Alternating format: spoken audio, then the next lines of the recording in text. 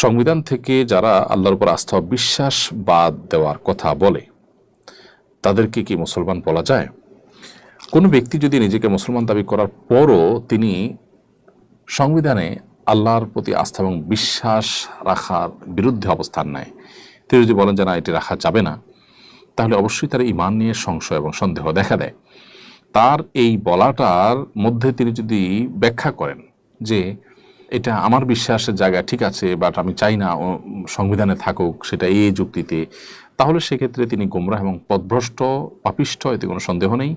আর যদি তিনি এই আস্থা এবং বিশ্বাস নাই বা এটা এখানে রাখা অনর্থক, অপ্রয়োজনীয় বা না রাখা উচিত এরকম অ্যাগ্রেসিভ হন তিনি, এবং তার বিশ্বাসই যদি এরকম হয়, তাহলে তিনি কাফের এবং মোরতাদ হিসাবে বিবেচিত হবেন, ইসলাম থেকে খারিজ হয়ে যাবেন। খুবই জঘন্য একটি বিষয়। তো এই জন্য একজন মুসলমান আসলে এই জায়গাটাতে অবস্থান করতে পারেন না। এখানে অনেকে যুক্তি দেন যে আল্লাহর উপরে আস্থা এবং বিশ্বাস এটা কেন সংবিধানে থাকবে, কারণ অন্য ধর্মাবলম্বী যারা আছে তারাও তো সংবিধান পড়বে, তাহলে তারা কি এটা আল্লাহর উপরে আস্থা বিশ্বাস এই লেখাটা পড়ে তারপর পড়বে?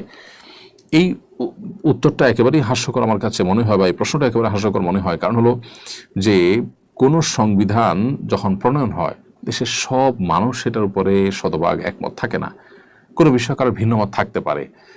অতএব ভিন্নমত আছে দেখে তার মতের পরিপন্থী কোনো কিছু থাকলে তিনি সে সংবিধান পড়তে পারবেন না, তা তো না। তাহলে একজন অন্য ধর্মাবলম্বী এই জায়গাটা সে তার ভিন্নমত আছে, এই জায়গাটা তিনি পড়লেন না, তাতে সমস্যাটা কোথায়?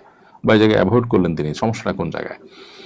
মালয়েশিয়ানরা যদি মাত্র 65% মুসলমান হয়েও তাদের রাষ্ট্রধর্ম ইসলাম থাকতে পারে, তাদের সংবিধানে ইসলামকে গুরুত্বপূর্ণ জায়গায় তারা রাখতে পারে, এবং তাতে যদি তাদের উন্নতি, অগ্রগতি, তাদের সৌহার্দ্য, সম্প্রীতি, পারস্পরিক একসাথে মিলেমিশে থাকা কোনো কিছু বাধাগ্রস্ত না হয়, তাহলে আমাদের দেশে কেন হবে?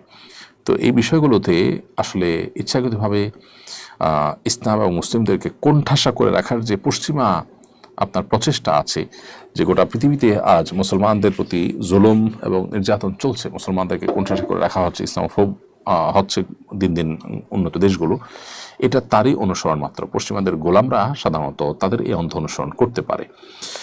ইসলাম এটা শুধু মুসলমান নয়, অন্য ধর্মের মানুষদের জন্য নিরাপত্তার সবচেয়ে বড় কারণ। ইসলাম ছাড়া অন্য কোনো কিছুতে মুসলমান তো বটেই, অন্যদেরও নিরাপত্তা নিহিত নেই। এই বিষয়ে দীর্ঘ আলোচনা করবার সুযোগ আমাদের সংক্ষিপ্ত সেশনে নেই।